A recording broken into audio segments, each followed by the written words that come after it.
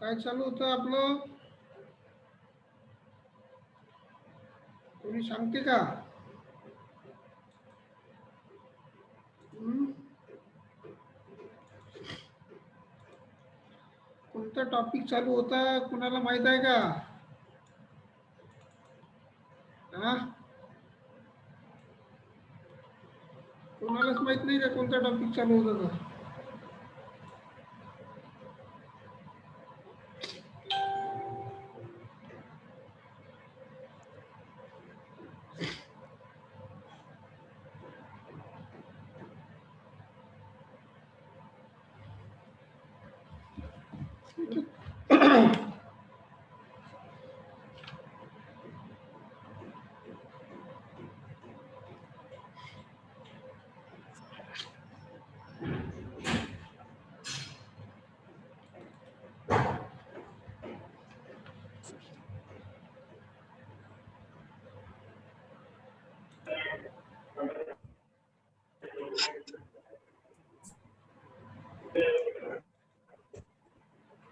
काल आपण, अरे तुमचे आवाज बंद करा,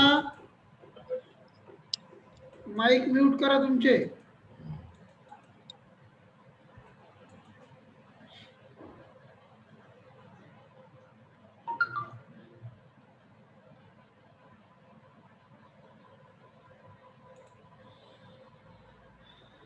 तर आपण जे त्या दिवशी लोकसभेची रचना, त्याच्यानंतर लोकसभेचा कार्यकाल, लोकसभेसाठी आवश्यक सदस्य संख्या, लोकसभेची पात्रता, ह्या सर्व गोष्टी आपण लोकसभेचं विश्लेषण त्या दिवशी आपण पाहिलेलं आहे या पूर्वीच्या क्लासमध्ये. आता हा जो चार्ट आपण सुरुवातीला बघितला आहे, तुम्ही लक्ष द्या याच्याकडे की केंद्र सरकारमध्ये संसदेचं जे दोन सभागृह असतात, एक म्हणजे हे लोकसभा आणि दुसरं म्हणजे राज्यसभा. आता लोकसभा आपण त्या दिवशी अभ्यासली आहे या पूर्वीच्या क्लासमध्ये. आज आपण राज्यसभा या संकल्पनेकडे किंवा राज्यसभा या सभागृहाकडे.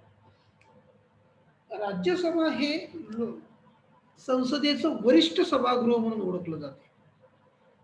संसदेची दोन सभागृह आपण पाहिले आहेत, लोकसभा आणि राज्यसभा. तर लोकसभा हे कनिष्ठ सभागृह आहे, परंतु राज्यसभा हे वरिष्ठ सभागृह आहे. या वरिष्ठ सभागृहाची तरतूद भारतीय संविधानामध्ये कलम 79 ते 92 या कलमांमध्ये करण्यात आली आहे. भारताची राज्यसभा ही इंग्लंडच्या लॉर्ड पेक्षा दुर्बल नसली तरी अमेरिकेच्या सिनेट सभागृहा इतकी शक्तिशाली नाही असं म्हटलं जातं. कारण अनेक जे काही सभागृह आहेत, बऱ्याच देशांमध्ये द्विगृही संसद आहे. या द्विगृही संसदेमध्ये राज्यसभा, लोकसभा ह्या एकंदरीत जर आपण विचार केला तर राज्यसभा, लोकसभा आणि सोबतच ज्या काही संविधानिक तरतुदी आहेत यानुसार संसदेची जी जडणघडण आहे ती झालेली आहे. राज्यसभा या सभागृहामध्ये भारतीय संसदेमध्ये संसदेची दोन सभागृह असावीत.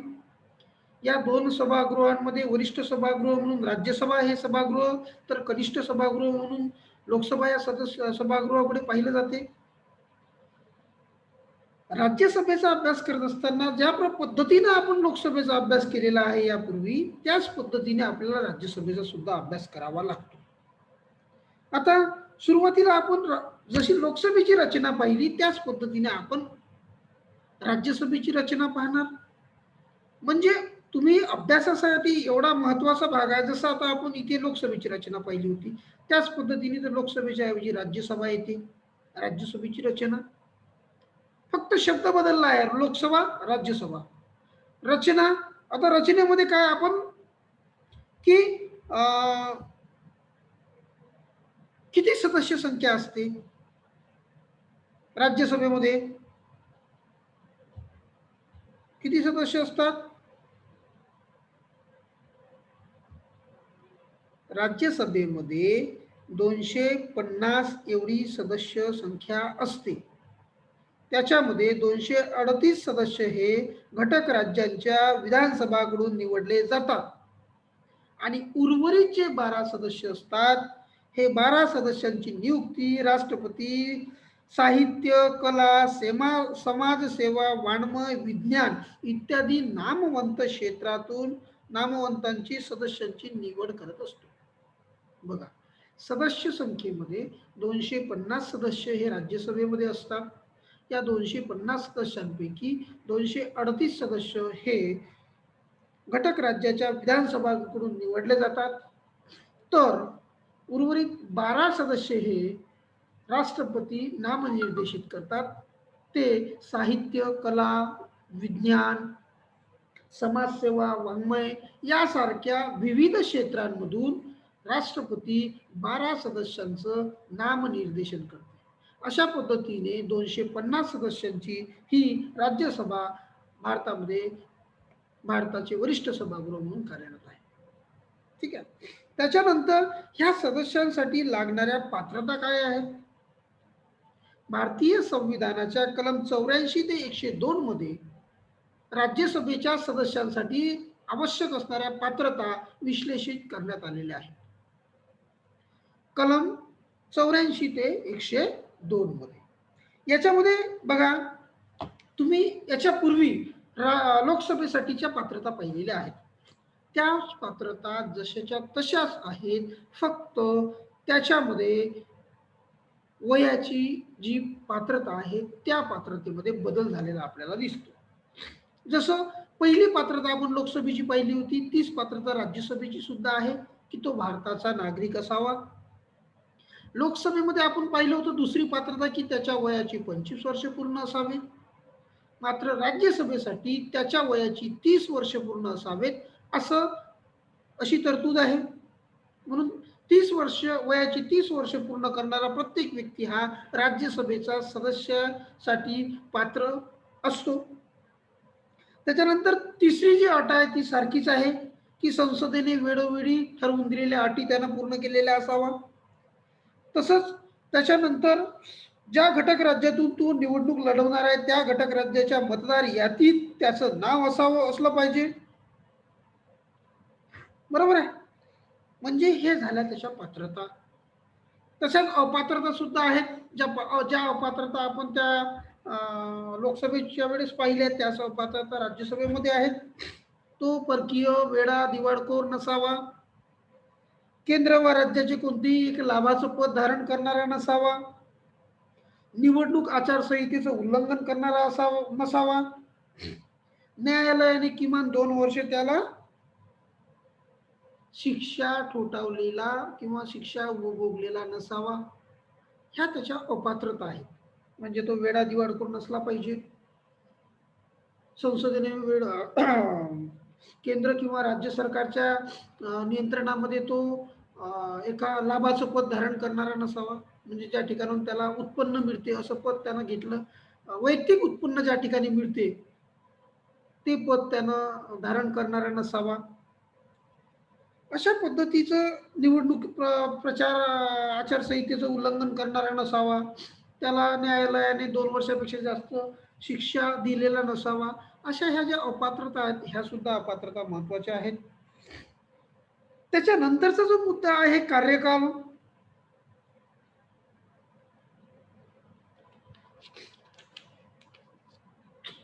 आता राज्यसभेचा कार्यकाल हा किती वर्षाचा असतो कोण सांगू शकते?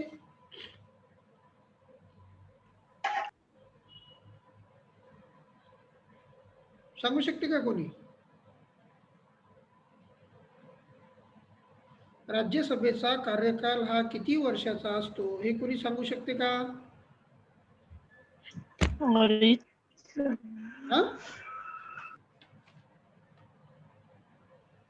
किती वर्षाचा असतो?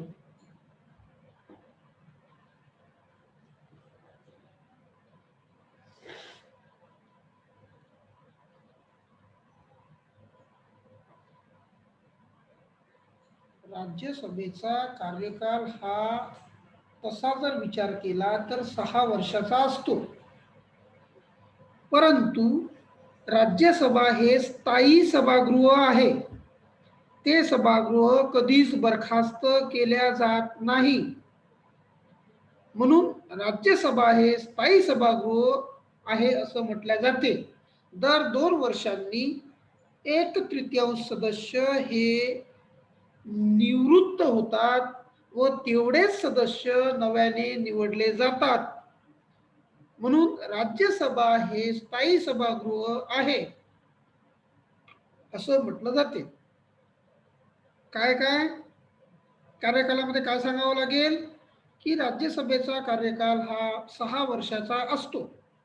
दर 2 वर्षांनी 1/3 सदस्य हे निवृत्त होतात व तेवढेच सदस्य नव्याने निवडून येतात. म्हणून राज्यसभा हे कधीच बरखास्त होत नाही. म्हणून राज्यसभा हे स्थायी सभागृह आहे. अशा पद्धतीनं आपल्याला त्या ठिकाणी विश्लेषण करावं लागेल. मग निवडणूक पद्धती कशी? राज्यसभेचे सदस्य हे लोकसभेच्या सदस्यांप्रमाणे जनतेमधून प्रत्यक्ष पद्धतीने निवडले जात नाहीत. राज्यसभेच्या सदस्यांची निवड घटक राज्याच्या विधानसभेचे सदस्य करतात. म्हणजे जेवढ्या काही घटक राज्य आहेत, महाराष्ट्र, गोवा, पंजाब, हरियाणा, राजस्थान, या घटक राज्यांच्या विधानसभांचे सदस्य हे राज्यसभेच्या सदस्यांची निवड करतात आणि मग ह्या सदस्यांचे प्रतिनिधी म्हणून ते त्या ठिकाणी राज्यसभेमध्ये कार्यरत असतात. अधिवेशन. राज्यसभेचे अधिवेशन लोकसभेच्या अधिवेशनाबरोबरच सुरू होत असते. राज्यसभेचे वर्षातून 2 आणि वर्षाच्या शेवटी अधिवेशन होते. राज्यसभेच्या अधिवेशनामध्ये 6 महिन्याचे अंतर असते. राज्यसभेचे अधिवेशन लोकसभेच्या अधिवेशनाबरोबरच होते. त्यासोबत किमान वर्षातून 2 अधिवेशनं होणे आवश्यक असते आणि प्रत्येक अधिवेशनामध्ये किमान 6 महिन्याचं अंतर असणं आवश्यक असतं. म्हणजे 6 12 महिन्यामध्ये 2 अधिवेशनं होणं आवश्यक असतात संसदेचे. जसे राज्यसभेचे, तेच दोन्हीचे राज्यसभा आणि लोकसभेचे अधिवेशन हे एकाच वेळेला होत असतात आणि म्हणून राज्यसभेचं अधिवेशन आणि लोकसभेचं अधिवेशन हे एकाच वेळेवर होत असल्यामुळे त्या ठिकाणी लोकसभा आणि राज्यसभेचे किमान 2 अधिवेशनं होणं आवश्यक असतात असं म्हटलं गेलेलं आहे भारतीय संविधानामध्ये. आणि किमान 2 अधिवेशनांमधला जे काही अंतर असेल ते 6 महिन्याचं अंतर असावं असं नमूद केलं गेलेलं आहे. त्याच्यानंतर वेतन आणि भत्ते हे भारतीय संविधानाने ठरवून दिलेल्या नियमांप्रमाणे त्यांचं वेतन आणि भत्ते होतात. राज्यसभेचे जे पदाधिकारी असेल ते पदाधिकाऱ्यांची निवड हे भारतीय संविधानाच्या कलम 79 नुसार भारताचा उपराष्ट्रपती हा राज्यसभेचा पदसिद्ध सभापती असतो. भारताचा जो उपराष्ट्रपती असेल तो उपराष्ट्रपती राज्यसभेचा सभापती असतो आणि त्याच्या नियंत्रणामध्ये राज्यसभेचं संपूर्ण कामकाज चालत असते. या कामकाजाबरोबरच राज्यसभेचे त्या सभापतीचं किंवा भारताच्या उपराष्ट्रपतीचं जे कार्य आहे ते कार्य महत्त्वाचं राहते की सभापती म्हणून राज्यसभेच्या सभागृहाचे कामकाज पाहणे. जे आपण लोकसभेच्या सदस्यांचे अधिकार आणि कार्य पाहिले तेच अधिकार आणि कार्य राज्यसभेचे पण आहेत.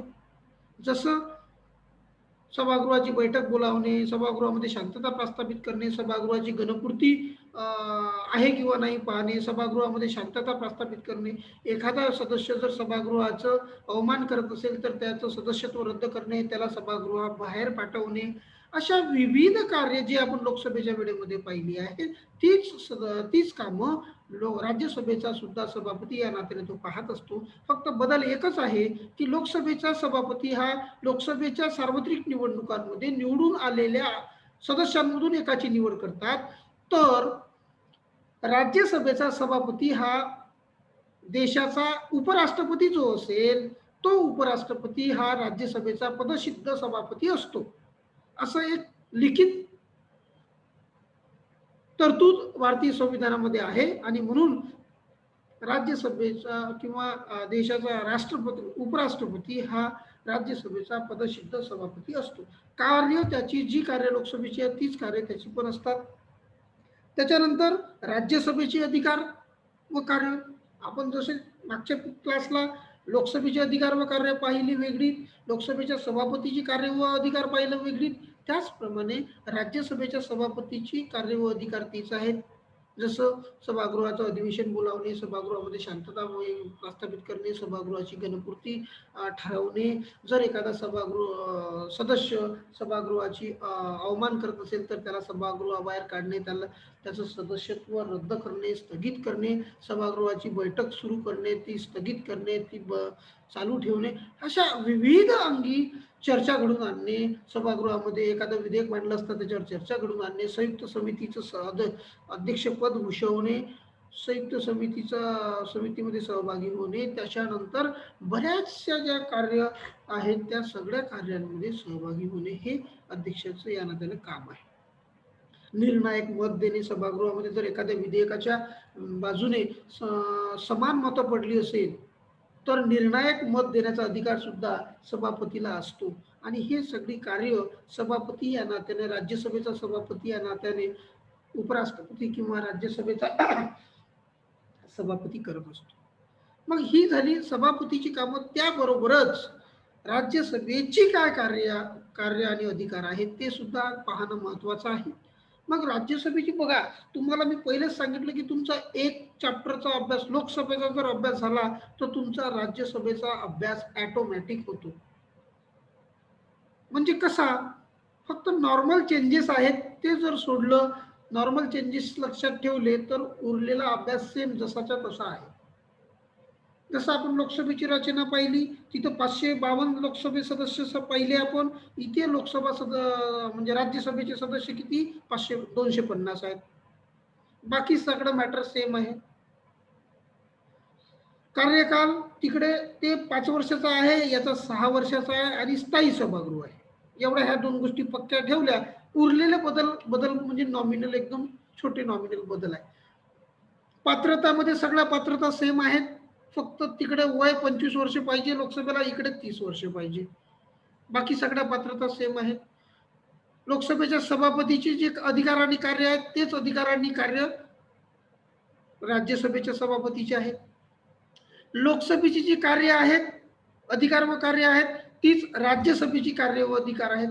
फक्त एकामध्ये थोडासा बदल दिसतो, तो म्हणजे लोकसभेचे अर्थविषयक अधिकाराच्या बाबतीमध्ये लोकसभा हे शक्तिशाली सभागृह आहे, तर राज्यसभेला पण अधिकार आहे, परंतु शक्तिशाली सभागृह अर्थविषयक बाबतीमध्ये राज्यसभा आहे. हा एवढाच फरक आहे, नाहीतर सेम अधिकार सेम कार्य हे त्या ठिकाणी असतात. जसं आपण पहिलं पाहिलं कायदेविषयक कार्य, ज्याप्रमाणे लोकसभेला कायदे करण्याचा अधिकार आहे त्याचप्रमाणे राज्यसभेला सुद्धा कायदे करण्याचा अधिकार आहे. राज्यसभेमध्ये कोणताही कायदा पास झाल्याशिवाय तो कायद्यात रूपांतरित होऊ शकत नाही. म्हणून कुठलाही कायदा असो त्याला राज्यसभेमध्ये पास होणे महत्वाचं असतं, आणि म्हणून लोकसभेसोबतच राज्यसभा हे सुद्धा कायदे करणारं कार्य अधिकार हा लोकसभेला आहे असं म्हटलं जाते. दुसरं प्रशासन विषयक, जोपर्यंत केंद्रीय मंत्रिमंडळाचा विश्वास नसते, मंत्रिमंडळात नसते, मात्र काही ठराव जे असे असतात जे आपल्याला प्रशासकीय स्वरूपाचे असतात, ते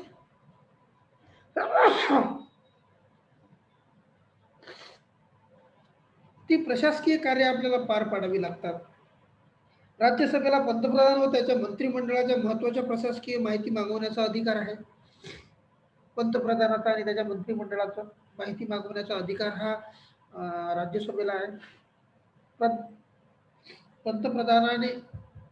पंतप्रधानाने केलेल्या कार्याचा आढावा घेणे, त्या कार्यावर नियंत्रण ठेवणे, लोकसभेमध्ये काही घाईघाईने जर काही कायदे पास झाले असेल, नियम पास झाले असेल तर त्याच्यावर हे करणे, हे प्रशासकीय दृष्टिकोनातून त्याच्यावर लक्ष ठेवतो. काम रोकोचा प्रस्ताव मांडू शकतो, जर काही चुकीचं काम होत असेल तर काम रोकोचा प्रस्ताव सुद्धा मांडण्याचा अधिकार हा आहे. तिसरं अर्थविषयक अधिकार व कार्य, जे आपण अगोदर पाहिलेलं आहे, हे अर्थविषयक अधिकार व कार्य सुद्धा तेवढंच महत्वाचं आहे. जरी अर्थविधेयक मांडण्याचा अधिकार सर्वप्रथम लोकसभेमध्ये मांडला पाहिजे अशी तरतूद आहे, परंतु त्याला राज्यसभेची सुद्धा मान्यता घ्यावी लागते. राज्यसभेमध्ये ते आल्यानंतर 14 दिवसपर्यंत विलंब करून राज्यसभा ते रोखून ठेवू शकतो ते विधेयक. हा महत्वपूर्ण अधिकार आहे. आपल्या अधिकाराच्या इच्छेप्रमाणे अर्थविषयक मंजूर करून घेऊ शकते. काही दुरुस्त्या हे सुचवू शकते की या अर्थविधेयकामध्ये अशा पद्धतीच्या दुरुस्त्या पाहिजे आहेत, ह्या बदल करावा, नंतर ते आमच्यापर्यंत आणावं. अशा पद्धतीचं जे काही असेल त्या तरतुदी ह्या केल्या जात असतात. घटना दुरुस्ती विषयक अधिकारामध्ये राज्यसभेला समान अधिकार दिलेले आहेत. घटना दुरुस्ती करण्याचा अधिकार, विधेयक दुरुस्ती असेल, एखाद्या कायद्यामध्ये जर दुरुस्ती घडवून आणायची असेल तर ती दुरुस्ती घडवून आणण्याचं कार्य हे केलं जाते. आणि म्हणून घटना दुरुस्ती विषयक अधिकारामध्ये सुद्धा महत्त्वाचं कार्य हे त्या ठिकाणी राज्यसभेला प्राप्त झालेलं आहे असं म्हणावं लागेल. त्याच्यानंतर आहे नेमणूक विषयक अधिकार. भारतीय संविधानाचे 54 ते 66 मध्ये सांगितलं गेलेलं आहे. राष्ट्रपती बरोबर उपराष्ट्रपती, सर्वोच्च न्यायालयाचे न्यायाधीश यांना बडतर्फ करणे यासारखी त्यांच्या नेमणुकांच्या सोबतच त्यांना पदावरून दूर करण्याचा सुद्धा अधिकार हा राज्यसभेला आहे. ज्याप्रमाणे लोकसभेला आहे त्याचप्रमाणे राज्यसभेला सुद्धा हा अधिकार दिला गेलेला आहे. इतर अधिकारामध्ये आणीबाणीच्या काळामध्ये राज्यसभा लोकसभा दोन्ही सभागृहाची मंजुरी घ्यावी लागते. वटहुकूम जर काढला असेल तर त्याला सुद्धा मंजुरी घ्यावी लागते. संसदेचे अधिवेशन हे राष्ट्रपती जो वटहुकूम करतात त्याला लोकसभेप्रमाणे राज्यसभेची सुद्धा मंजुरी घ्यावी लागते, त्याशिवाय तो पास होऊ शकत नाही. अशा पद्धतीने हे महत्वाचे आहे. मग राज्यसभेचं स्थान आणि महत्व सुद्धा त्या ठिकाणी आपल्याला नाकारता येत नाही. बरेच लोकांना काय वाटते की लोकसभा असताना राज्यसभा हे दुसरं सभागृह कशाला हवं आहे, कारण लोकसभेमध्ये काही कायद्याचं काय म्हणते चर्चा झाल्यानंतरच निर्णय घेतले जातात. मग राज्यसभा हे कशाला फालतू असावं, हे सभागृह बरखास्त करावं असं सुद्धा काही लोकांना वाटते. परंतु राज्यसभेचं महत्व हे अनन्यसाधारण महत्व आहे. ते महत्व आपल्याला नाकारता येत नाही असं सुद्धा काही विचारवंतांना वाटतं. कारण तर या बाबीच्या संदर्भात काय सांगत मग दोन मतप्रवाह हे राज्यसभा या सभागृहाच्या संदर्भामध्ये निर्माण झाली. आणि मग ते दोन मतप्रवाह कोणते, तर पहिला मतप्रवाह असा होता की राज्यसभा हे एक वरिष्ठ सभागृह आहे, संसदेचं वरिष्ठ सभागृह आहे. लोकसभेमध्ये समजा उदाहरणार्थ एखाद्या पक्षाला बहुमत आहे, स्पष्ट बहुमत आहे, त्या बहुमताच्या आधारावर काय होते की आपल्याला जसे कायदे पाहिजे तसे कायदे, जसे पाहिजे तसे विधेयक हे आपल्या बहुमताच्या आधारावर लोकसभेमध्ये पारित करून घेऊ शकतात.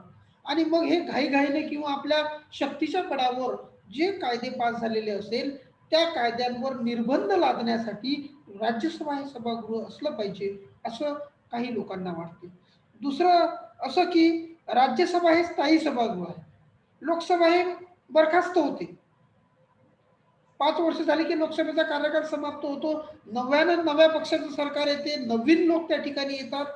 परंतु राज्यसभा हे स्थायी सभागृह आहे आणि त्या ठिकाणी अनुभवी आणि स्थायी असलेले लोकांचा अनुभव हा लोकांना मिळाला पाहिजे. आणि म्हणून राज्यसभा हे महत्वाचं सभागृह आहे असं म्हटलं जाते. राज्यसभा घटक राज्याचे प्रतिनिधित्व करत असल्याने घटक राज्याचे अधिकार व हितसंबंधांचं रक्षण करणारं सभागृह म्हणून सुद्धा राज्यसभेकडे पाहिलं जाते.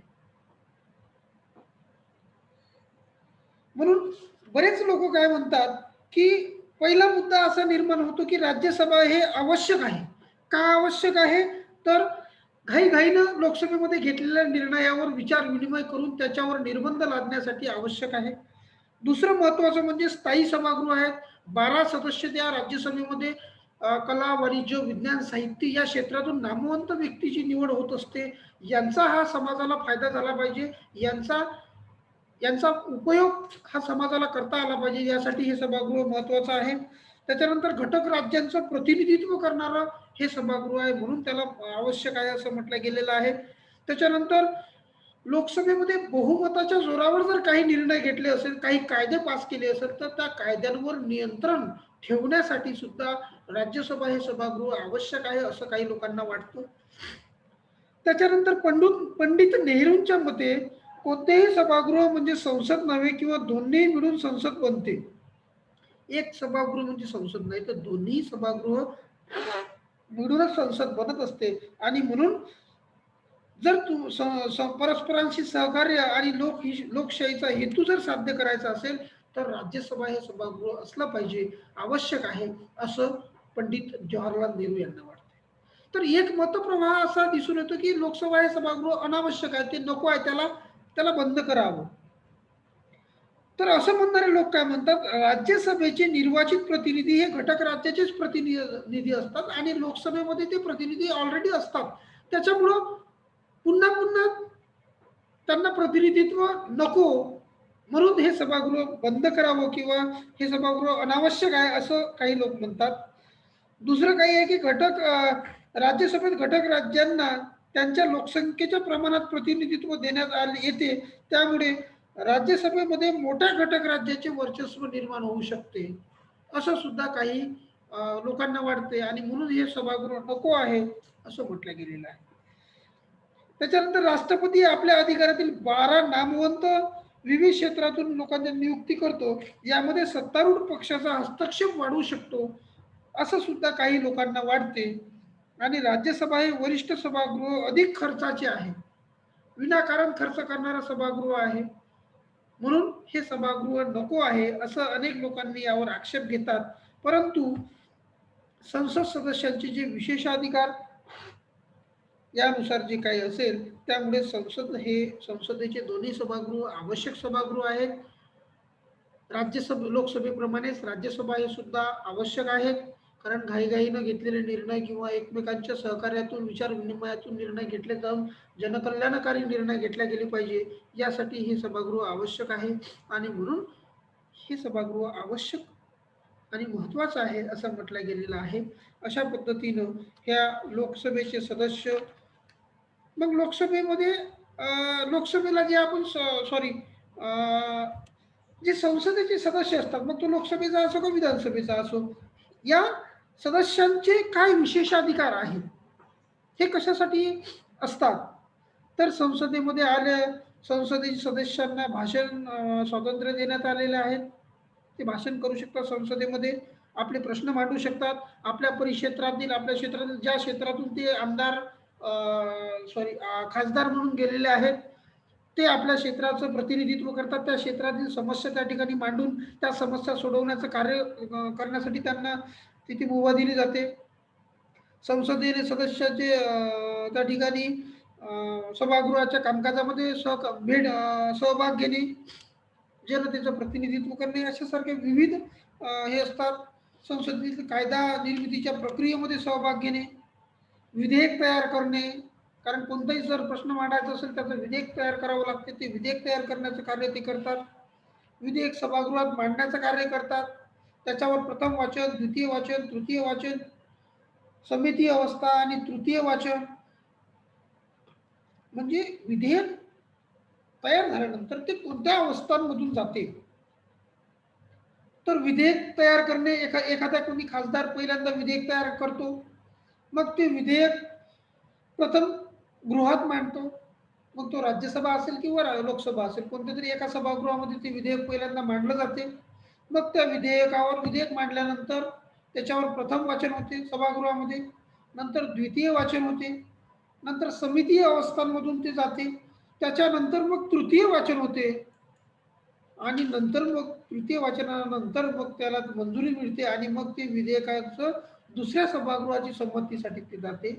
मग दुसऱ्या सभागृहाची संमती झाल्यानंतर मग राष्ट्रपतीच्या संमतीसाठी जाते आणि मग ते राष्ट्रपतीची संमती झाल्यानंतर त्याचं कायद्यामध्ये रूपांतर होते. मग बऱ्याचशा समितीय अवस्था आहेत, ज्या समितीय अवस्था आपण उद्याच्या क्लासला पाहू. आज आपण इथेच थांबू, कारण खूप जास्त झालं तर ते तुमच्या डोक्याच्या वरचं होईल, कारण समितीय अवस्था ही थोडीशी किचकट बाब आहे. तर ती आपण एका स्वतंत्र पिरियडमध्ये तुम्हाला मी व्यवस्थित समजून सांगेन आणि हे झाल्यानंतर मग मी तुम्हाला या दोनही युनिटवरचे जे काही प्रश्न असतील ते प्रश्न तुम्हाला देणार ते प्रश्न मी गुगल क्लासरूममध्ये तुम्ही जॉईन झाले नसाल तर तो कोड टाकून जॉईन करा गुगल क्लासरूम. मी जो कोड पाठवलेला होता तो कोड टाकून त्या ठिकाणी जॉईन करा.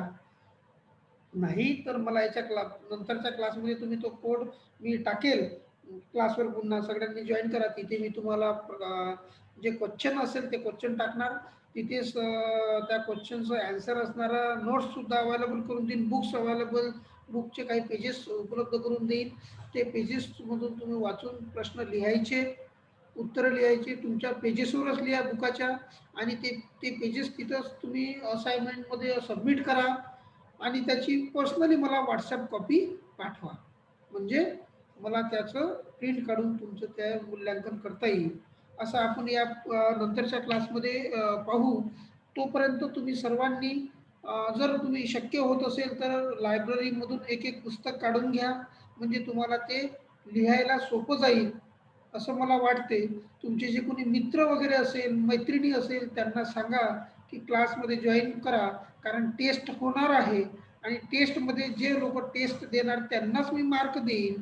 त्यांचेच मार्क मी युनिव्हर्सिटीला फॉरवर्ड करेन. दुसऱ्या लोकांचे मी मार्क्स पाठवू शकणार नाही.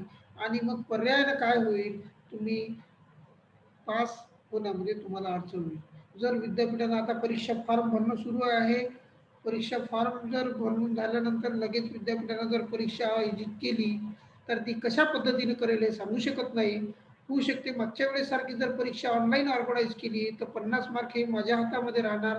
ते 50 मार्क मी तुम्हाला याच टेस्टच्या, असाइनमेंटच्या आणि रेग्युलर क्लास जे लोक जॉईन करतात त्या आधारावरच घेऊ शकतो, अन्यथा मी देऊ शकत नाही. म्हणून कमीत कमी गुगल क्लासरूम जरी जॉईन करणारे लोक असले तर मी गुगल क्लासरूम काही लोकांनी जॉईन केली आहे आणि त्या आधारावर त्यांनी होमवर्क केलेला आहे, त्या आधारावर त्यांनी असाइनमेंट घेतलेल्या आहेत असं मी सांगू शकतो आणि काहीतरी मार्क देऊ शकतो. ज्या लोकांनी पूर्णपणे ऑनलाईन क्लासेस आणि हे केलेलं असेल त्यांना तर मी मार्क देणारच. परंतु ज्यांनी काहीच केलं नाही आतापर्यंत त्यांनी गुगल क्लासरूम जॉईन करावी. त्यावर मी जे नोट्स टाकेल, देईल, त्यावरून अभ्यास करून तिथे जे असाइनमेंट देईल, तिथं जे चाचणी परीक्षेचे हे देईल ते पेपर लिहून सबमिट करणं आवश्यक आहे. तेव्हाच मी तुम्हाला मार्क देऊ शकेन. आपल्या मित्रांना सांगा. त्याच्यानंतर आपण क्लास घेऊ तेव्हा मी तुम्हाला सांगेलच की मी प्रश्न टाकलेले आहेत आणि ते प्रश्नांचं अध्ययन करून ते प्रश्न सोडवून मला सबमिट करा असं मी तुम्हाला त्या सोमवारच्या वगैरे क्लासला सांगेल. सोमवारी मंगळवारी जेव्हा आपला हा चॅप्टर कंप्लीट होईल तेव्हा. ठीक आहे, आपण आज इथेच थांबू.